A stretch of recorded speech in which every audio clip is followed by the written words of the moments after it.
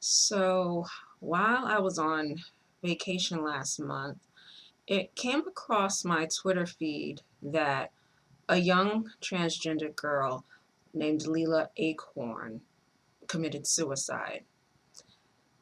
That she had left a suicide letter on her Tumblr, and that her parents misgendered her when giving the news about her passing on their Facebook page.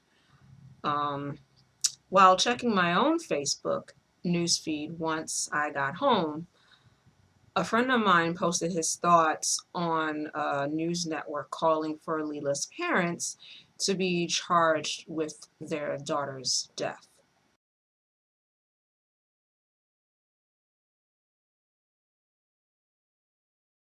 Now, I can kind of understand this sentiment, but at the same time, given Leelah's account of how she was mistreated by her parents, one could make a case that the mistreatment makes them culpable for their daughter's death. It's true that Leelah made the choice to take her own life, but the mental and emotional abuse that her parents subjected her to because of their outright non-acceptance of her being trans and because of their religious faith, that was a very significant factor in why Leelah made that sad final choice. What Leelah's parents did to her was nothing short of transphobia.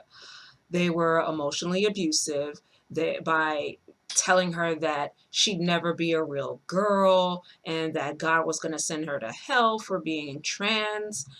Um, Instead of taking her to actual therapists, Leelah's parents took her to see these Christian therapists who tried to use conversion therapy practices to try to force Leelah to accept the biological sex she was assigned at birth, which, if you have any idea about what conversion therapy does to LGBT folk, you know that that is like the worst thing anyone could do to someone who is, LGBT. And by sending her to these types of therapists, um, it worsened Leelah's depression. And Leelah's parents also subjected her to extreme isolation via taking away her cell phone and her computer and taking her out of school and making her cancel, whatever get-togethers she would plan with her friends at the last minute. And she was basically cut off from her friends for like 5 months, effectively cutting the girl off from any sort of other, human contact other than her parents. So, I mean, all of that was pretty much textbook child abuse. Even though Leelah's parents didn't abuse her physically, and Leelah even stated that they never laid a hand on her, but they are definitely guilty of mental and emotional abuse because and that stuff was a factor of Leelah deciding to commit suicide.